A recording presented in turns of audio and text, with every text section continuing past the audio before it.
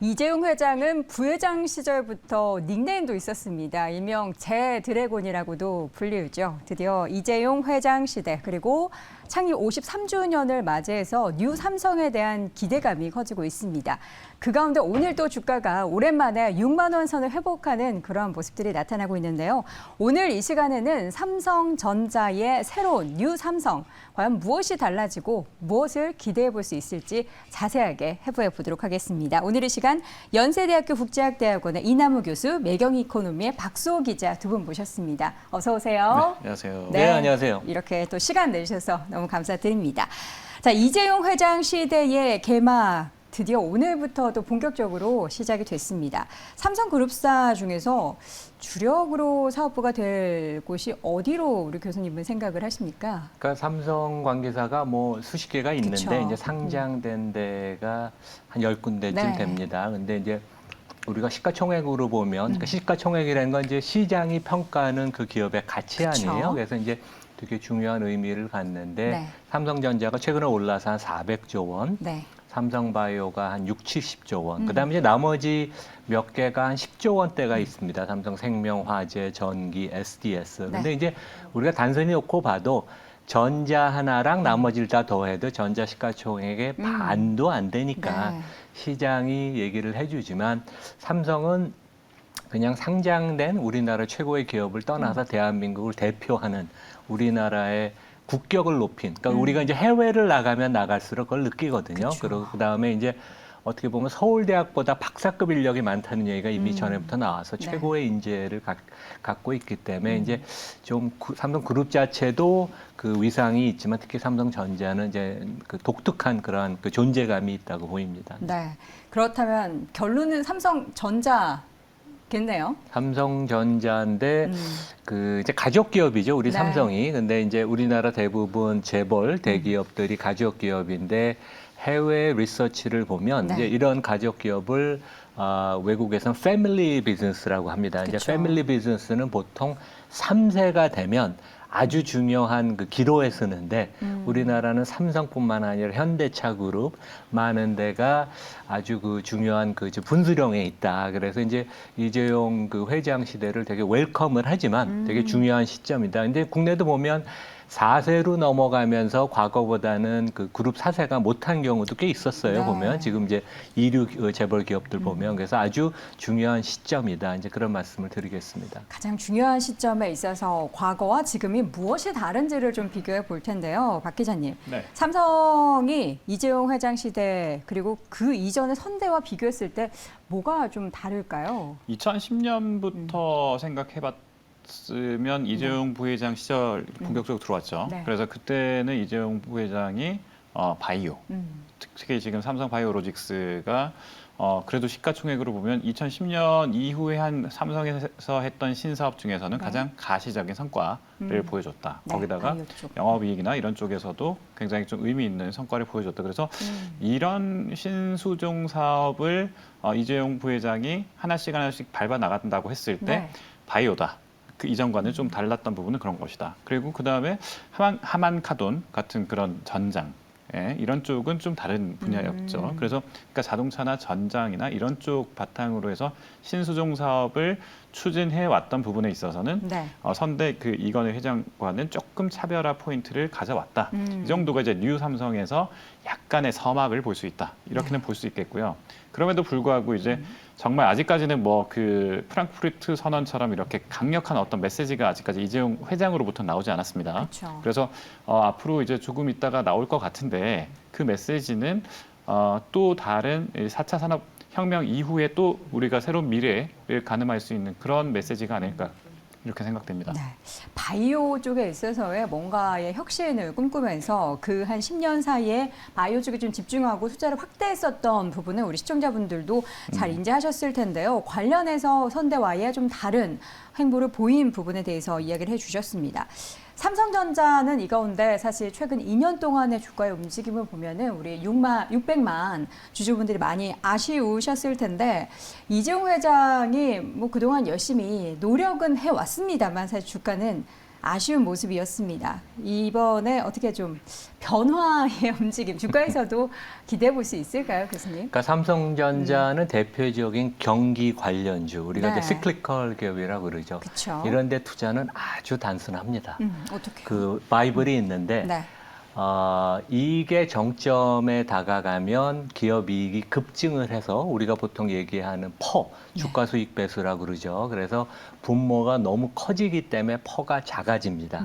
그래서 이제 우리가 아는 상식과 반대로 투자를 해야 되는데 퍼가 낮아질 때 주가를 팔아야 되고 지금같이 퍼가 높아질 때, 왜 퍼가 높아지냐 하면 주가는 이제 지금 최근에 반등을 했어도 5만 원 초반대에서 이제 6만 원 아직 이제 네. 걸치고 있는 그런 단계인데 고점 대비 한 40% 하락을 했죠. 근데 기업이익이 이번에 이제 3분기 실적을 하고 나서 애널리스트들이 드디어 대폭 하향 조정을 해서 퍼가 제가 좀 확인을 해봤더니 이제 물론 이제 추정치 따라 틀리지만 14배에서 15배. 그러니까 과거에 삼성전자가 대부분 퍼가 10배 미만이었는데 지금은 15배로 올라갔다는 얘기는 그만큼 기업이익이 지금 안 좋다. 그러니까 기업이익이 안 좋고 어두울 때 투자하는 게 가장 정석이고, 그건 뭐 우리 대한민국뿐만 아니라 전 세계적으로 적용이 되면 투자의 그 아주 그 바이블 같은 그런 그 진리입니다. 되게. 네. 그렇다면 지금 시점에서는 삼성전자를 살 수 있을 만한 매력적인 구간이라고 볼 수 있는 그렇죠. 거네요. 5만 원대면 당연히 뭐 항상 우리가 제일 바닥에서 주식을 사고 꼭지에서 판다는 거는 어렵죠. 그건 지나가고 나면 알 수 있지만 네. 무릎 이하인 것은 확실해서 그런 면에 있어서는 뭐 편하게 우리가 주식을 살 수 있는 구간이다. 네. 근데 이제 좀 길게 봐야죠. 왜냐하면 이게 사이클이 큰 업종이니까. 예. 알겠습니다. 자, 경영적인 관점에서는 이재용 부회장 시절에 이런 이야기를 했습니다. 3세까지는 있어도 4세 경영은 없다. 자식에게 삼성그룹을 물려주지 않겠다라고 했는데, 그럼 앞으로의 지분 구조나 뭔가 이런 구조적인 변화를 우리가 어떻게 좀 예상을 해볼 수 있는 건가요? 일단 세금 부분에서 일단 물려주기가 정말 어려운 구조입니다. 너무 지금. 많이 늘죠? 그래서 지금 현재 4세에 넘어갔을 때 삼성그룹 전체를 아우르면서, 그러니까 전반적으로 삼성그룹을 지배하겠다, 이런 거는 사실 현재 법상으로도 어렵고요. 그건 이재용 회장이 이미 다 아는 사실이기 때문에, 그래서 준법위원회라든지 이런 부분을 통해서 이사회 중심의 경영을 하겠다, 이런 식으로 변화의 목소리를 가져가는 건 현실적으로 법적으로도 사실상 4세 지금 승계가 어려운 상황임을 대외적으로 공표한 거고요. 그러니까 이 공표한 이후로 그럼 삼성그룹의 지배 구조를 살펴볼 수밖에 없는데, 현재 구조에서는 이재용 부회장이 그나마 삼성물산을 가지고 있고, 삼성물산이 이제 삼성생명, 삼성생명이 삼성전자를 이렇게 경영권을 행사하는 구조가 돼 있기 때문에 현재 삼성그룹이라는 표현을 쓸 수 있지만, 이 부분은 앞으로도 조금 이제 논란의 여지는 있겠습니다만, 지주사가 조금씩 쪼개지고 금융지주사라 나눠지고 이런 부분으로 해서 확대 재개편이 될 수밖에 없는 그런 상황입니다. 거버넌스 이슈니까 지배구조 이슈에 대해서 우리 교수님은 어떻게 좀 보시나요? 삼성그룹은 사실 전 국민이 다 지켜보고 있잖아요. 그렇죠. 우리 항상. 600만 네. 우리 동학개미들이 주주이기도 네. 하고, 그 다음에 이제 패밀리 비즈니스가 장점도 있습니다. 그러니까 전 세계적으로 보면 그 패밀리스 기업들 중에 엄청나게 성공한 데들이 많거든요. 그쵸. 그래서 이제 어떻게, 왜냐하면 장기 투자를 하고 오너십이 강하고, 네. 그래서 우리나라도 대기업들이 여기까지 온 것도 이러한 그 가족 기업 패밀리 비즈니스의 장점이 이제 많이 있는데, 이제 제가 실제 그 옛날에 90년대 말, 2000년대 초에 삼성의 이제 임원으로, 그때 좀 젊은 30대 초반의 그쵸. 임원으로 제가 있어서 실제 그 우리 이재용 회장님도 제가 이제 뵐 기회도 있고 네네. 그랬는데, 실제 그 당시에도 제 기억에 되게 진솔하시고 되게 그 솔직한 분이어서 네. 저는 그때 대국민 담화를 했던 아마 4세는 실제 경영을 하지 않을 거라는 얘기가 저는 그 진실이 있다고 믿어서 뭐 지켜봐야 되겠지만, 네. 그래서 하여간 앞으로 우리가 3세에서 4세로 넘어가는데 대한민국 특히 대기업들이 패밀리들이 아주 중요한 시점이라고 생각을 합니다. 네. 자, 그렇다면 이제 가장 중요한 거는 삼성전자의 본질일 텐데요. 우리가 삼성전자 사업부 중에서 가장 매출 비중이 높은 건 반도체 사업부입니다. 반도체 쪽, 그러니까 물론 삼성전자의 주가의 흐름이나 뭐 펄을 봤을 때는 지금이 무릎 정도의 수준이다로 볼 수 있겠는데, 업황에서 보면은 사실 지금은 굉장히 겨울이잖아요. 그렇죠. 그러니까 실제 이제 주식시장이 되게 똑똑하잖아요. 네. 우리가 작년 초에 주가가 9만 6천 원에서 삼성전자가 하락할 때 왜 그런지 진짜 이해를 못 했는데 지금 보면 그래서 근데 너무 그 당시에는 선행을 했고 이번 3분기 때 이제 실적이 안 좋게 나오면서 영업이익률이 14%를 찍었습니다. 네. 근데 2019년에 과거 사이클의 바닥일 때 삼성전자 영업이익률이 12%였는데 이번에 이제 애널리스트 추정치를 보니까 저는 반도체 전문가가 아니니까 뭐 전문적인 의견은 없고 반도체 국내 회사 아니면 외국 회사 증권사 자료를 보면 내년 2분기가 아마 바닥으로 많이 보는 것 같고 영업이익률을 10% 미만으로 보는 데도 있습니다. 그래서 좀 더 혹독한 겨울일지 모르는데 또 굿뉴스는 이제 지금 11월이니까 우리가 그러면 이제 한 6개월 정도도 안 남아서 그쵸. 주가의 선행성을 감안하면 이제 뭐 내년 2분기나 3분기가 기업이익의 바닥이면 이제 네. 주가도 바닥을 치는 시점이 멀지 않았나. 이미 쳤을 수도 있고 이제 그렇게 볼 수 있습니다. 주가의 바닥. 그러니까 주가의 움직임이나 업황의 흐름 그리고 삼성전자 같은 경우에는 이런 사이클을 한 3에서 6개월 정도 선반영한다라고 봤을 때 기회가 조금씩 오고 있는 그런 구간은 그렇죠. 맞다라는 이야기를 해주고 계십니다. 자, 그래서 반도체를 포함해서 이제 이재용 회장 시대의 앞으로 보면은 뭐 사업 포트폴리오에는 신사업 관련한 이야기도 많이 나오고 있습니다. 기자님께서 보시기에는 앞으로의 좀 힘을 줄 만한 계열사, 좀 어디 쪽에 주력을 할 거라고 좀 보십니까? 일단 M&A를 했었던 그 흐름들을 좀 보면 네. 최근에 로봇을 조금 많이 들여다보는 것 같아요. 로봇? 예, 왜냐하면 이게 로봇이라는 거가 이제 전장 산업, 아까 말씀드렸던 그 자동차와 전장 산업 그리고 자동차 반도체 이런 쪽이 다 수급난이 있었지 않습니까? 그 이후로 그러면 이제 앞으로의 시대는 전기차, 뭐 로봇 이런 시대, 가정용 로봇 이런 시대로 넘어올 거라고 생각하는 그런 많은 전문가들의 의견이 있었고 실제 이재용 회장의 행보도 전장 사업이나 로봇 쪽으로 상당히 많이 오가는 그런 행보를 보였습니다. 그래서 이런 점을 봤을 때 어차피 로봇은 산업용 로봇에서는 이미 삼성도 상당한 수준에 올라와 있고 이 산업용 로봇뿐만 아니라 이제 대중화된 다양한 로봇의 형태가 있을 텐데 그런 대중화된 로봇의 선두 주자는 휴대폰처럼 이제 삼성도 주도할 수 있는 여건이 마련됐다. 특히 이제 뭐 반도체나 이런 것들은 많이 준비가 돼 있으니까 여기에 더해서 앞으로 로봇을 좀 초창기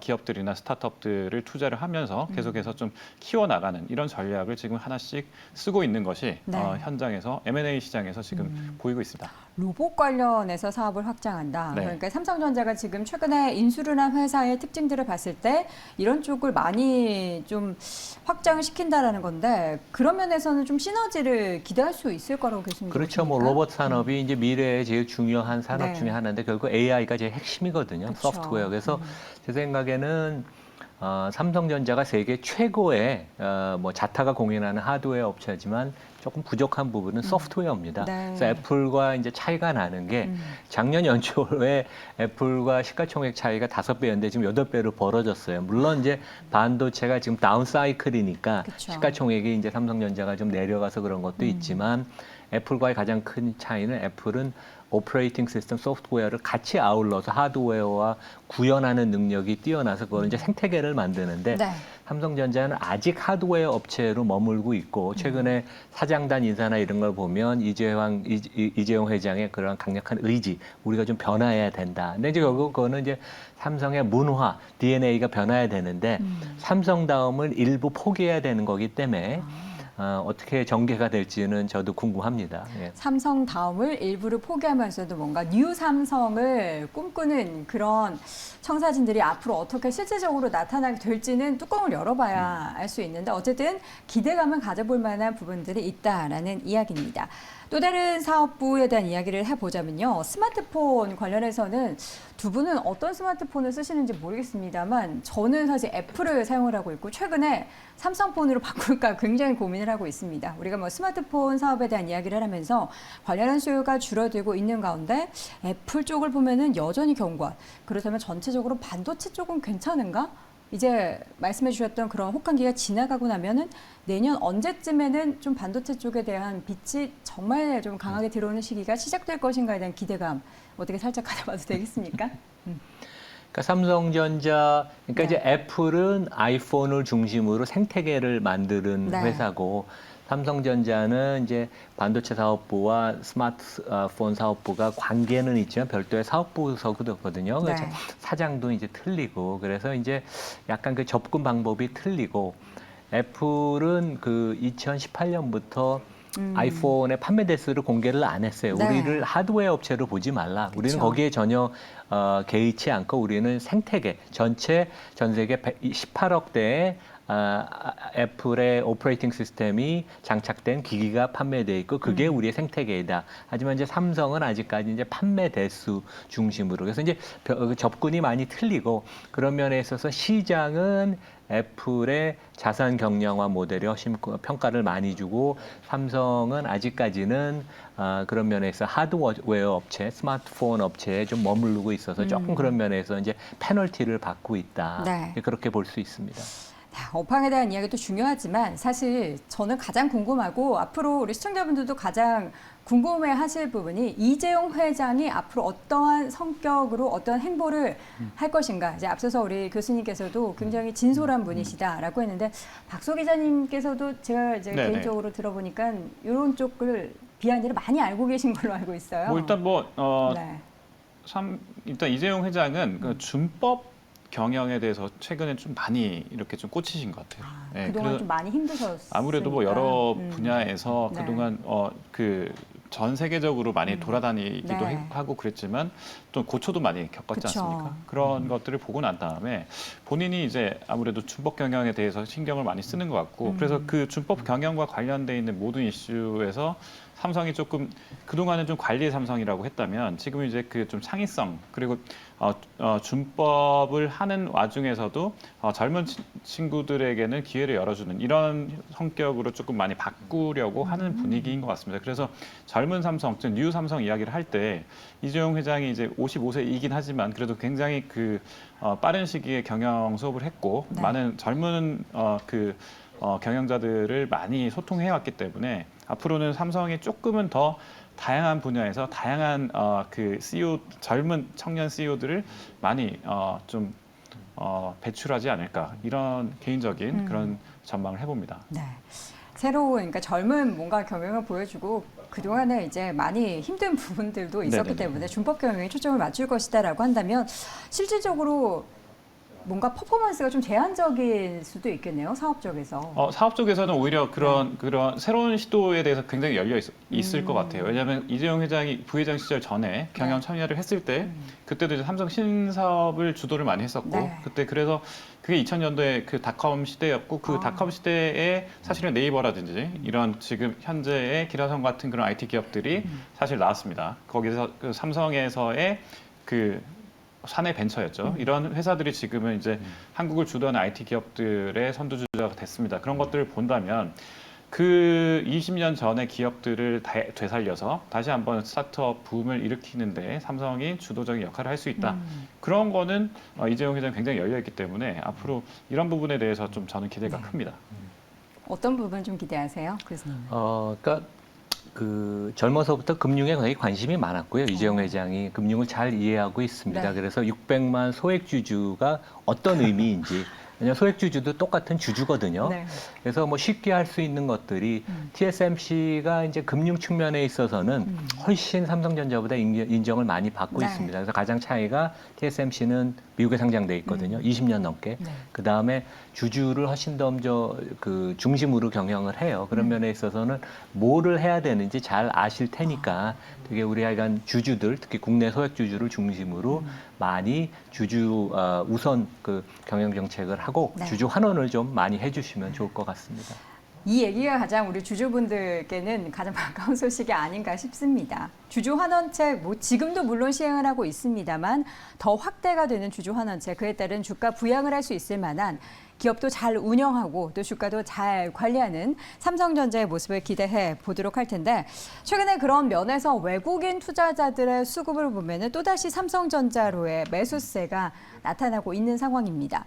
이 외국인의 수급이 근데 너무 왔다 갔다 해가지고 이게 또 기조적으로 외국인 투자자들이 삼성전자에 대한 러브콜을 지속적으로 보낼 수 있을지에 대해서는 확언하기가 너무 어려운 것 같아요. 그러니까 국내에서 전문가들이 외국인 그 수급을 전망하는 분들이 외국인을 한 번도 못 만난 분들이 대부분 얘기를 그렇죠. 합니다. 근데 많이 만나보셨잖아요. 근데 이제 외국인들의 수급은 두 가지예요. 하나는 이제 삼성전자를 글로벌 IT 기업으로 보고 사는 사람이 네. 있고, 그 다음에 한국의 대표 종목으로 사는 사람이 있고, 이 세 가지네. 마지막으로는 알고나 기계 주문이 있어서 세 번째는 우리가 알기가 되게 어려워요. 근데 첫 번째에 있어서 글로벌 IT 기업 아니면 한국의 1등 기업으로서는 이제 지금 무릎 이하로 주가가 내려간 건 네. 맞으니까 저점 매수를 하는 투자가들이 늘 것이고, 최근에 보면 뭐 어제도 순매수가 많았더라고요. 그다음에 최근 한 달 동안은 외국인이 한 3조 원 넘게 산 거 중에 반 정도가 삼성전자인데 그런 면에 있어서는 외국인은 하여간 그 순매도로 당분간은 돌지는 않을 걸로 저는 개인적으로는 생각을 합니다. 네. 꾸준히 외국인 투자자들의 외면을 받지 않는 삼성전자 기대를 해보도록 하겠고요. 사실 지금이 어떻게 보면 삼성전자의 주가에 최근에 위기가 계속해서 이야기가 나올 수밖에 없는 구간입니다. 주가의 뭐 월봉이나 일봉 차트를 쭉 보면요. 2년째 계속해서 주가가 내리막을 이어가고 있습니다. 물론 시장이 그랬으니까 그럴 수도 있고 이게 뭐 달걀이 먼저인지는 알 수가 없습니다만 96,000원대까지 올랐던 정말 신반전자를 바라보던 주가가 이렇게 하락을 하니까 많은 투자자분들이 속이 많이 상하셨을 것 같은데 이 삼성전자의 주가를 뭔가 부양시킬 만한 묘수 뭐가 있을까요? 뭐 일단은 뭐 네. TSMC랑 항상 이제 비교를 비교는 당하잖아요. 하죠. 네, 파운더리나 뭐 네. 아니면 시스템 반도체나 이런 쪽이 많이 밀린다라고 하고 있는데 그럼에도 불구하고 또 한편으로는 네. 배터리나 전장 그리고 이쪽으로 해서 자동차용 반도체 이런 쪽은 상대적으로 또 우위가 있습니다. 네. 그리고 또 최근에 이제 ARM과 뭐 인수합병 이야기가 나온 거 아니냐 네. 뭐 이런 이야기까지 나왔는데 그럴 정도로 사실은 삼성전자가 갖고 있는 그 현금 여력이 거의 120조에서 130조 원 이상으로 지금 바라보고 있기 돈 때문에 많죠. 그래서 130조 원 이상이면 언제든지 대형 M&A는 할 수 있다. 성사시킬 수 있다. 근데 우리가 지금 역대 최고 M&A를 했다고 하는 게 하만카돈이었는데 9조 원이었습니다. 그러니까 뭐 이런 거 한 10개 살 수 있다. 네. 이렇게 생각할 수 있으니까 얼마나 좋은 기업을 또 사실은 이제 낙폭이 커지는 단계이기 때문에 다른 좋은 양질의 회사가 사실은 매물로 많이 나올 수 있다. 네. 이런 점에서 삼성전자는 조금만 더 기다리면 기회를 얻을 수 있지 않겠느냐. M&A를 통해서 이런 게 하나 있을 수 있고요. 네. 환율 면에서도 사실은 삼성전자가 조금 좋은 부분이 있습니다. 사실 뭐 고환율 시대가 수출주니까요. 네, 킹달러 시대 그러면 좀 힘들긴 하지만 삼성전자 입장에서는 사실 뭐 다른 일본이나 다른 경쟁사와 따져 본다면 환율 면에서는 좀 싸게 느껴질 수도 있기 때문에 이런 면에서는 수급이나 아니면 수출 면에서는 좀 이득이 있을 수 있다. 그래서 달러를 많이 버는 회사가 또 앞으로 또 더 강자가 될 수 있으니까 이런 부분도 좀 호재로 이렇게 생각할 수 있을 것 같습니다. 네, 알겠습니다. 자, 삼성전자 그리고 이재용 회장, 뉴삼성 정말 다양한 키워드들로 인해서 삼성전자에 대한 그리고 전체적으로 이 에너지가 좀 퍼져서 삼성그룹주에 대한 기대감을 좀 갖게 하는 오늘인 것 같습니다. 마지막으로 교수님, 우리 삼성전자를 비롯한 그룹주 주주분들에게 관련한 종목을 가지고 계시면은 어떨 것이다, 혹은 이제 이재용 회장의 시대에서 무언가 달라질 것이다에 대한 한 말씀 좀 부탁드립니다. 그러니까 투자라는 것은 그 분야의 가장 좋은 기업을 네. 내가 골라서 이제 장기 보유하면 이제 그게 이제 복리로 수익이 나는 거니까 그쵸. 대부분의 삼성 관계사는 그 분야에서 최소한 대한민국 아니면 전 세계에서 1등하는 기업들이 많아서 네. 제 생각에는 장기적인 주식 성과도 삼성 관계사들은 좋았고, 그러니까 대한민국의 코스피 장기 수익률을 삼성그룹하고 삼성그룹 있는 거 없는 거를 빼고 계산을 하면 차이가 네. 되게 많이 그렇죠. 납니다. 그래서 제 생각에는 이미 보유하고 계신 분들은 제 생각엔 꾸준히 계속 보유하고 있으면 장기적으로 좋은 성과가 날 것으로 생각을 합니다. 알겠습니다. 자, 이렇게 해서 삼성전자의 창립 기념일을 맞이하여 저희가 뭐 삼성전자의 창립 기념을 축하한다라는 의미보다는 우리 600만 삼성전자 주주분들을 위해서 과연 어떠한 부분의 변화 그리고 우리가 기대를 가져볼 수 있는지 그에 따른 시장의 흐름과 투자 전략까지 함께 확인을 해봤습니다. 자, 오늘 이 시간 연세대학교 국제학대학원의 이남우 교수, 매경이코노미 박수호 기자 두 분 함께했습니다. 고맙습니다. 네, 고맙습니다. 네.